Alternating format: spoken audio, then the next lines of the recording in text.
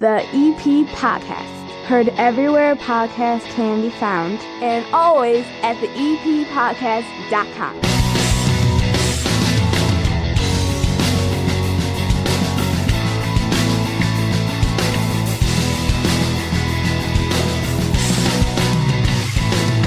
We got a fun 30 minutes of good for you waiting here on the EP Podcast today. Hi, my name is Chris. Welcome into my basement bar. Colleen Klimczak, our resident organizer, is going to talk about all those holiday decorations from Halloween through Christmas. You want to talk about that now before you make some mistakes. And on this episode, brought to you by the First National Bank of Evergreen Park over on the corner of 95th and Pulaski, where you have no overdraft charges, free ATMs no matter where you go. We are going to visit the production Scjool Musical Jr. as they go through one of their last rehearsals. This is kind of fun. We're going to talk with the music director, the actual play director, Glenn Panuski, who's been on the show before, who's overseeing it all. The performances this weekend, Friday, Saturday, and Sunday. And as you will hear right now, they're expecting one heck of a good time and big crowds.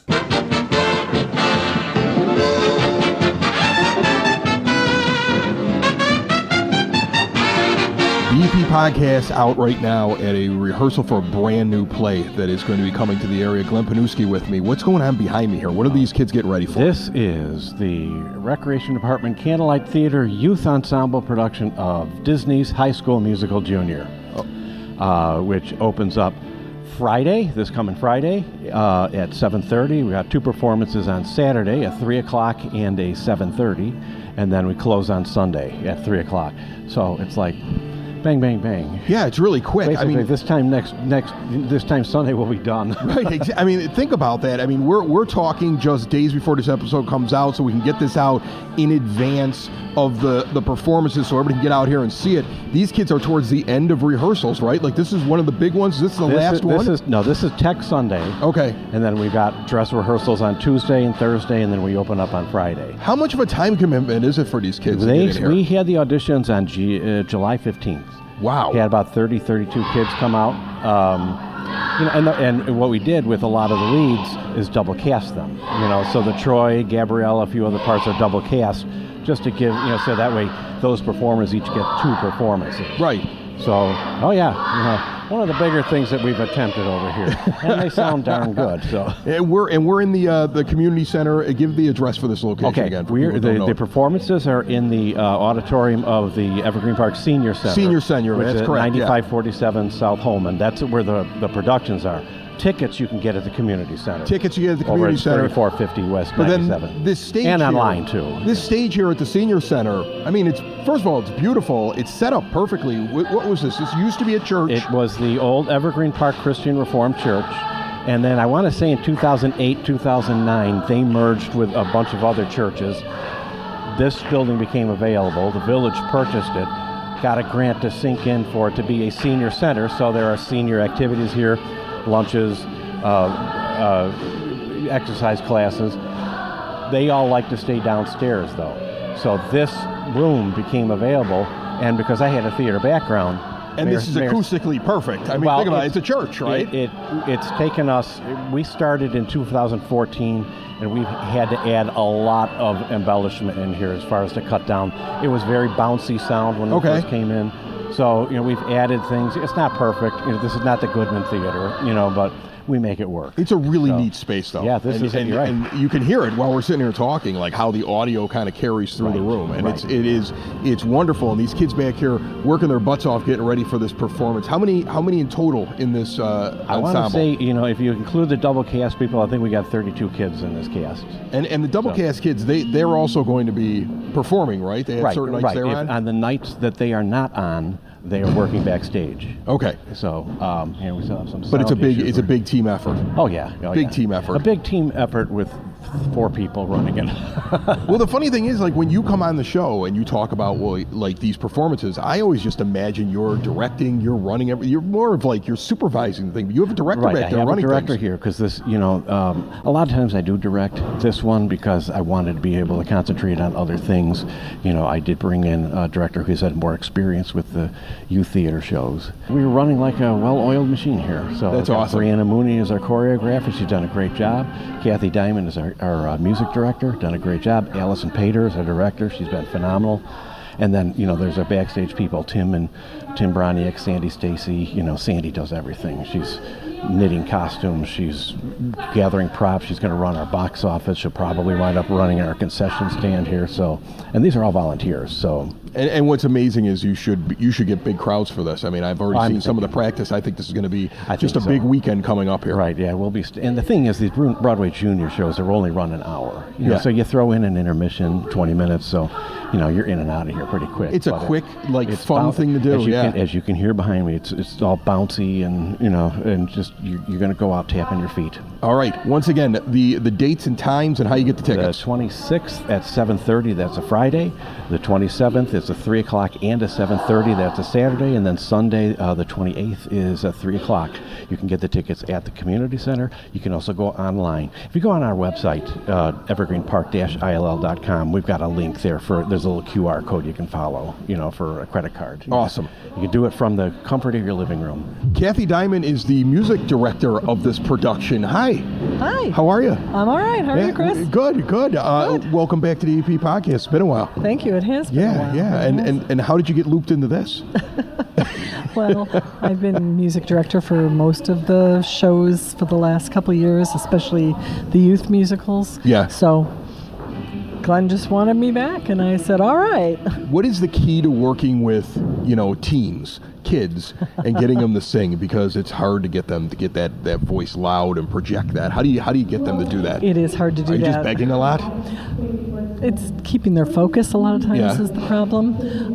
But I think doing fun warm-ups and fundamental warm-ups and explaining why we're doing them and what they help them, how that particular warm-up helps them, it gets them engaged and they start thinking more about how to produce the right sound, And then there's always the, your grandparents are here and they need to be able to hear you, so you have to be louder, please, kind of a thing. But, I think it's just keeping them engaged and doing warm-ups that they find fun. And some of them have movements that they do with the warm-up, and that helps. I always try to get their bodies moving along with the music, because when you're doing a musical, you have to be able to sing and not lose and move. You have to do it all. Right, and you have to not lose those words. I mean, as they're learning, it's always like one step forward, two steps back kind of a thing. It's like, they'll learn the song, they'll be really strong on the song, then they learn the choreography, and then you lose a little of the song. That's natural. As long as you keep building it, it comes back. And I think that's the way the process has gone for this show. It's a very talented group of kids, and they're all working together really hard. And we talk to them a lot about supporting each other and that this is a team, and we consider ourselves a family here at EP Theater. And, anytime we have somebody new, we welcome them. We have a lot of new kids this year, and that's been great. It's great for our program, and it's good for them to work with people they haven't worked with before and learn how to do that and make friends and not just go off with their group. So. Now, Glenn was telling me you casted this back in July. We did. So when you're casting this, what are you looking for in a musical? What's more important, somebody that remembers their lines or somebody that is not afraid to project? Because I would wonder, there's like a back and forth there. You might have somebody that's really good at remembering everything that they have to do, and they speak like a mouse. Yeah, and then you have somebody that's really, really loud and like commands the stage, and they're constantly going, line? Like they're not sure. Well, at some point, they have to learn those lines. Right. So, and when we're casting a musical, we're looking for kids who have energy and bring excitement to what they're singing. We assume they're going to get the lines. Yeah. Because you can have them audition reading a scene, but that doesn't necessarily mean that they are good at memorizing lines. But that's just one of those things that we tell them, you have to do that every day, and the only way to do that is to say, okay, today we're off book. You can call for lines today, but next time you can't call for lines. Right. And they get it. They do. They eventually get it. They have to get it. So I think when we have the auditions, we are looking for kids who can put a lot of energy out there and who have a nice singing voice, but it doesn't have to be, we don't expect trained singers. And that's part of these kinds of musicals, is to help them build those skills.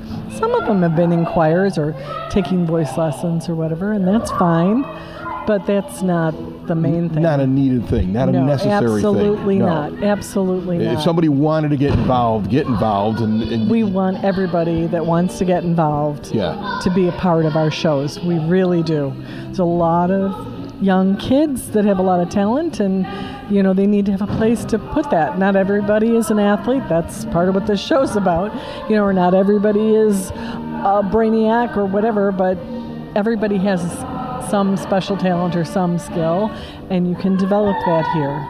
And is that really the whole point of this? I mean, I think that you're kind of getting to the point of what the entire theater group is about, the idea of giving an alternative to kids that are in the neighborhood, to give them some kind of an outlet, and then you kind of entertain people as well. But it is an outlet for these kids. Absolutely, Chris. It really is. And they develop friendships here. I mean, some of them come because their friend has been in shows or because their friend is auditioning. That's fine. But they make other friends, and we really encourage that. And I think it's important. It builds community within the community. What can people expect this weekend? Like, what if you could pump up the show? If you could tell them, get out here. There's a reason you want to come and see this. We're going to clean up this noise in the background here with the audio. We promise. But like, what? It's just practice. What would you tell people? They are going to have so much fun. Yeah. They are going to have so much fun watching these kids enjoy themselves and putting their best foot and their best voice forward, because it's a fun show. It's a show about encouraging kids to be themselves and be accepted, and they're having fun while they're doing it, and you will have fun watching them, I guarantee. Thank you so much. Best of luck this weekend. Thank you, Chris. Appreciate it. And I'm sitting with the director, Allie Painter. We finally got an intermission, and I hope I have not been disturbing you too much doing this. Oh, not at all. Thanks so much for being here today. Are you excited? Coming up this weekend, it's going to be a big deal. There's a lot of buzz over it. I heard about it towards the end of this past week, where people are like, you got to get out there, you got to see them practicing, you got to see the space that they're going to be in. And Glenn told me he's expecting crowds this coming weekend for this. Are you excited? Yes, very excited. And the kids have been working so hard and doing such a wonderful job. The show is double cast, so we have two casts, a red cast and a yellow cast that are each have two performances, but so much talent, and I'm so happy these kids have the opportunity to show off all of their amazing talents. Yeah, Glenn mentioned to me, because I was giving him a hard time, I'm like, I thought you were directing this thing. He's like, no, I got Allie to do it. He told me, though, you specialize in these youth productions and things like that. What is he talking about? Like, what is the difference between a youth production and maybe one with older people? Yeah, great question. So the youth productions are usually usually about an hour compared to the 2.5 hour adult musicals. They usually have some songs that are cut from it or condensed just into that hour. That makes it really great for young performers who have experience, but also young performers that this may be their first experience on stage. So these shows are really, really great educational tool, as well as just growing in their talents and confidence. Now, this is High School Musical Jr. Yes. But you got to assume that some of these kids have actually watched High School Musical. So do you ever run into something where they look at you and they go, well, this isn't what happened in the movie? Like, does that happen? Yes, there's a few songs in here that are not in the movie, or there's some where they're like, oh, this song is in the movie but not in the show. Right. So there's definitely some differences in the stage play versus the original movie, but we kind of just talked about what the stage play differences are, but also the same story is being told. Well, I've been watching this rehearsal, and it's really organized, and I always think that, like, anytime that you're dealing with kids, teens, everybody's got emotions there that you don't know what happened to them the day before they got in there or anything else like that. It may be hard to keep everybody on track, but these kids are on track. How do you do that? Yeah, so I think just being organized from the start, and I love spreadsheets, and I love a nice Google Doc. So I usually just from the beginning kind of have a rehearsal schedule of what we're going to be doing, who's called, and I also just try to do it where we're doing parts at a time and then putting it all together. So that way we have plenty of runs before the show, plenty of time to try different things out, and making sure that the kids feel prepared for opening night. It's going to be a big weekend. You got a bunch of shows. You got some with the main cast, some with the secondary cast. Like you said, it's double casted. And you're going to have a lot of people coming out here. There may be family members just excited to see their kids, but you're going to also get people that are going to come out to just see this show, maybe bring their own kids, their own families to it. What can they expect this weekend?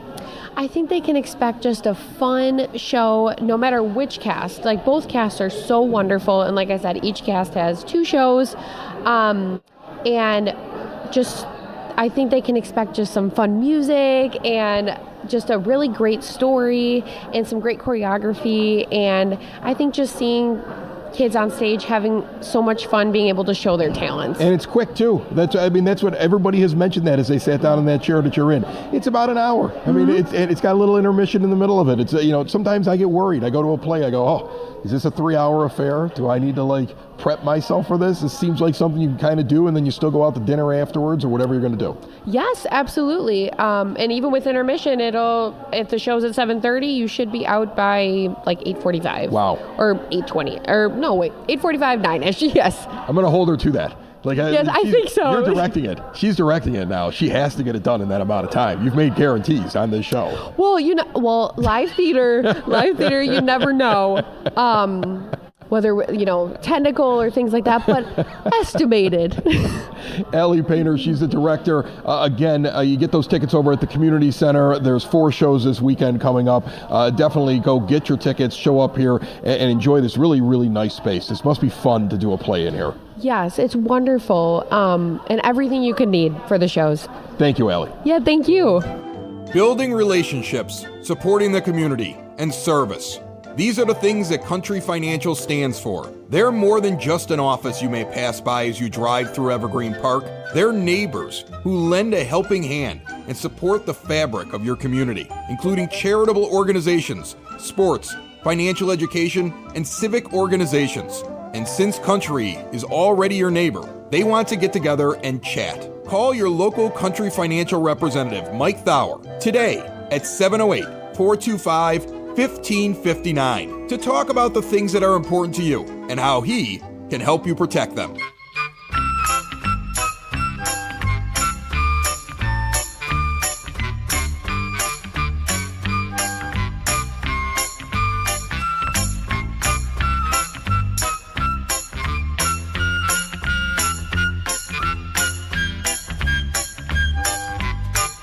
It is now time for your EP podcast, Word on the Street, brought to you by Spoken Vine Wine Bar and Bottle Shop, northeast corner of 95th and Kedzie. So many wines, and they're always bringing in something new and interesting. Incredible small plates. The wine club is really cool, and the events that they have each and every month, you want to check them out at SpokenVineWines.com. And remember, before I get into this, make sure you are subscribed to or at least visit the EP Podcast YouTube channel. A lot of our interviews, the video from those get up on that channel after the audio podcast comes out. Later this week, you can check out that production and what it looked like in the room as the kids were getting ready for High School Musical Jr. and we were talking with our guest. Oktoberfest is almost here. The EP Rec Department presenting Oktoberfest once again, October the 4th with music, food, fun for all ages over at the Community Center, 3450 West 97th Street in the parking lot from 2 to 9 p.m. And when I say that, in the parking lot, it always feels like it also expands in the Klein Park and sometimes inside of the Community Center. I will be hosting the Stein hoisting competition later on in the night. Hope to see you there. There is a fall paint and sip coming from the Evergreen Park Rec Department. Get your friends together for a night of creativity, wine, beer, and light appetizers, 21 and over, and they're going to be doing a scarecrow for your fall decorations.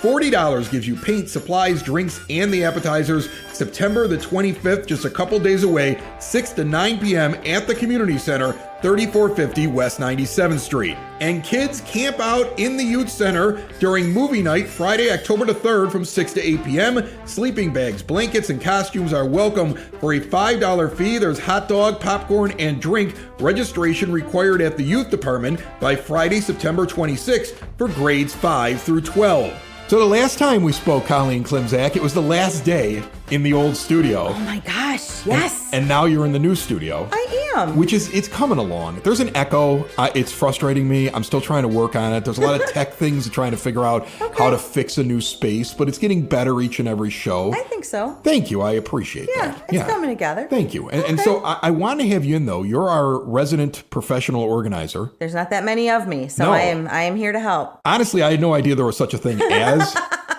A lot of people don't. a professional organizer until we met. Until me. And you started doing your podcast in the studio called Your Organized Life. People should check it out. But now that I know that you exist, that your profession exists, which is kind of weird. I mean, I'm still amazed by it. I mean, I think I look at you like people look at me with the podcasting thing. Right? Where people go, wait a minute, that's your only job? You make money doing it? I do the same thing to you. Like, yeah. You organize people's stuff and make money doing it. I'm busier than ever. Like, yes, absolutely. Right? It's just weird. But you are an expert in organizing, and this is the time of year where every season I start unpacking the Halloween stuff. Yeah. And then the Thanksgiving stuff, because I decorate for Thanksgiving. I know a lot of people don't, Nice. but I put up Thanksgiving stuff. Sure. And then the Christmas stuff. Yep. And what you're doing is you're unpacking it. You're getting really frustrated because you screwed something up, or you can't find something, or something's broken. The lights or don't work. You're digging through storage or your garage or your basement, and you're All like, of that. why didn't I do this better? And it gets worse. I mean, really, the worst time for that is Christmas, but it gets worse. So as we enter into these seasons now, I wanted to have you in because although you might be mad at yourself, and I used to say, past Chris is a jerk. Right? Because he didn't pack things correctly. We want to take care of future Chris. Right. So, and future yes. So Let's how think do about we that. how do we reconcile with the past us from last year to pack things badly, and how do we do a better job this year? Halloween becoming now such a big holiday for people to get decorations. What's your advice for people as they dive into decorating their homes? Yes and yes. So that reminds me, we were driving home yesterday from the Bears game, actually. It was a beautiful day for a game, and we won. And my husband was like, oh, we need one of those 15-foot tall skeletons. That's crazy. Right? Where do you put it? People that have those have storage rooms that they keep. do. Yeah, and storage is not cheap. The smallest storage room, like at the U-Haul place that I have some stuff now after the move that I put in there, and I have a small one. It's still $100 a month. It's crazy. Yeah. And you're paying again for stuff you bought that you only use like a month out of the year. It really is nuts. Or it's in your garage and you can't park your car when it's snowing. Like, it makes no sense. So, for the record, the Klimczaks will not have a 15-foot skeleton in our front yard. No. That talks? No. And lights up? No. I saw a decoration at the Home Depot the other day that not only talks, but the eyes move and you can program what it says. That's freaky. It is freaky. But the freakier thing is the idea that if somebody else has one and knows how to program it, they could reprogram yours. Like, that's what I'd be doing. I'd be running around the neighborhood reprogramming people's skeletons. You are diabolical. Man, that's one more reason I will never have one of those, Chris. You're stopping by and reprogramming my skeleton. No, thank you. Okay, but what advice as an organizer do you give to somebody who's going to be putting up decorations for these holidays? Fair enough. So, you can absolutely do that. So I have to laugh because I put out I got my mums from Brother Rice last week, and I have like outdoor, things that I put up my front stairs, and I changed out the wreath on my front door, and I'm kind of done until like Halloween.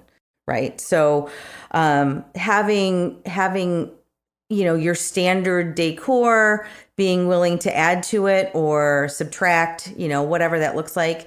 And then knowing what done looks like, right? So I don't need to cover every surface. Maybe I did when my kids were little, but they don't care anymore. So really like having the standards, maybe getting something new. What is more important too is after we've taken out everything we want to put up this year, what's still left in the grungy bin in the bottom? What do you not put up but you're still holding on to? Right. So when you look in the bin, after you look around and go, oh, like this looks good. I think this is all I need to put up this year. Cool. And then you look in the bottom of the bin and there's some weird broken stuff in the bottom of your like Halloween, fall, whatever. No. Throw it away. Throw it away. Is that one of the biggest things you see when you're helping out people with organizing? Years. People are holding on to things. Oh, yeah.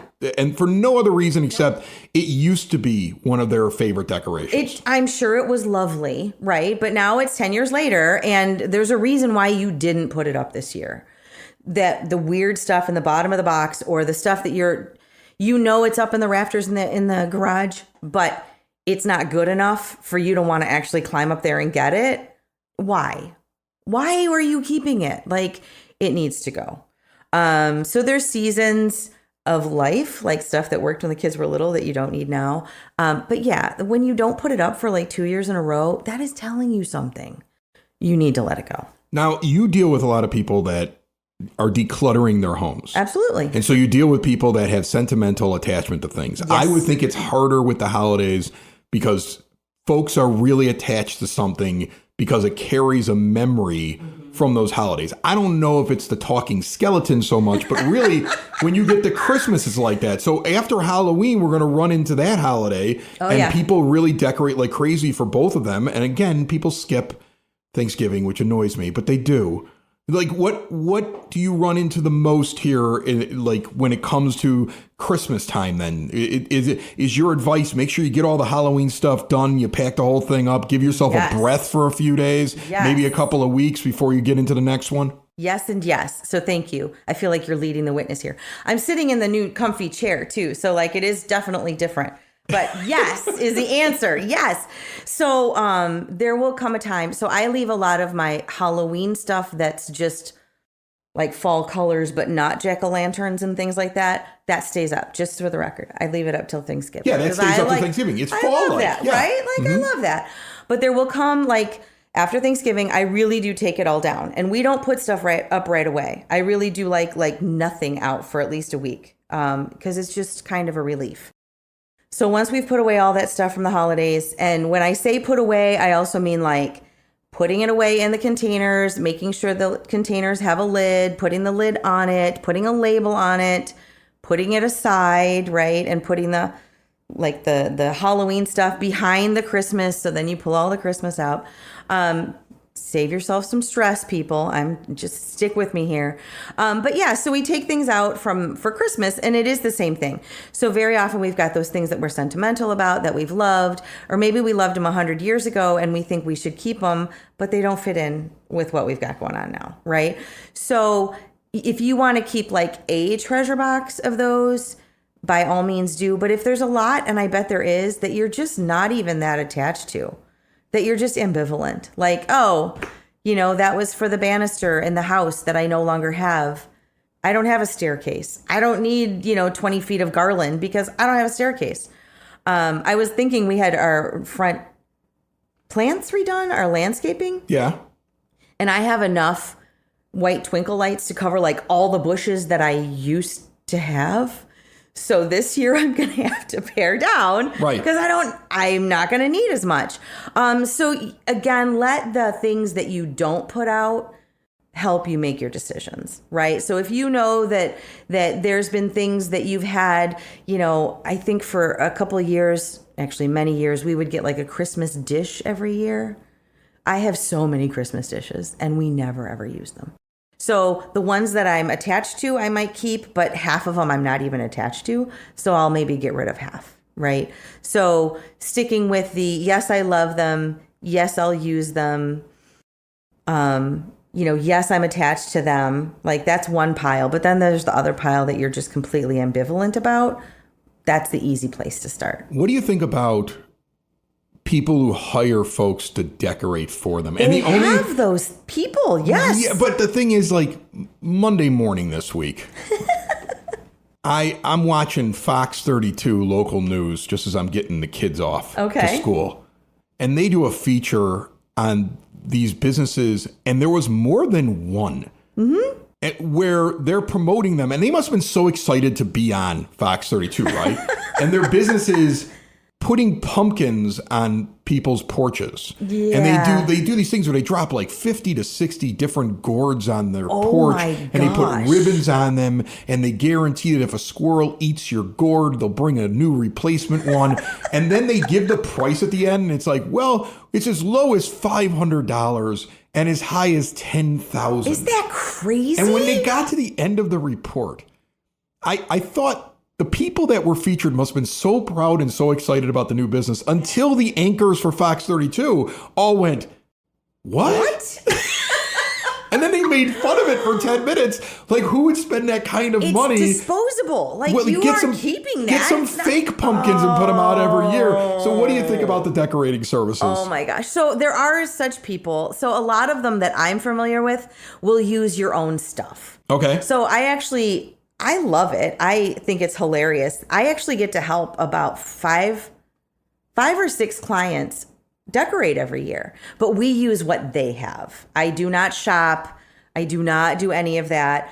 It always sleaze me when you drive downtown after the holidays and they are cutting the strings of lights out of the trees, because it's easier to just throw it all away than just store it somewhere. Yeah. So when I hear $500 worth of gourds on somebody's front steps, that's the low end. First of all, the squirrels are going to go crazy, and secondly, like, that's not. It's just gone. Like, after the holiday, it's just gone. And they were trying to say, like, well, they'll last up to 8 weeks. You can keep them there until Thanksgiving. I'm like, when has a pumpkin lasted 8 weeks for you? No, they've not seen the when squirrels in Evergreen Park. I don't put out a pumpkin on the porch until 3 days before Halloween. Mine are plastic. And it's still going to get eaten by the squirrels in the EP. Yeah. Oh, yeah. No, they're crazy. Yeah, there's no way. Very well fed. Are you out of your mind? Nope. 8 weeks? Nope. Come on now. So, I mean, if you want that, like if you've got a big house and you host a huge party and that's like one less thing to worry about, go for it. But that just seems so wasteful. And again, none of that is something you're attached to. None of that is the joy of the holidays from traditions from 50 years ago. It's stuff that people brought in that you'll never see again. Like, that's kind of, I don't know. It's not something, let's just say it's not something I would ever choose to do. But I'm kind of frugal too. I'm with you on it. Wow, $10,000? Up to $10,000. I mean, good for somebody.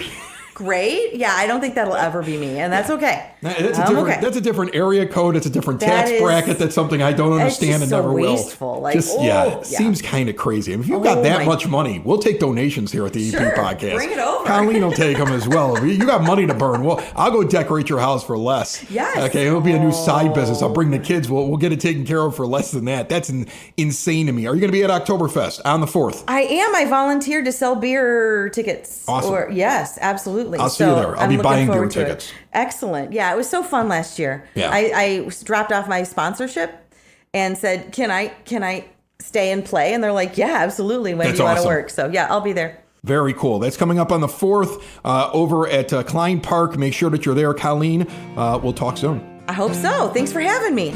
It's the EP Podcast. All things Evergreen Park.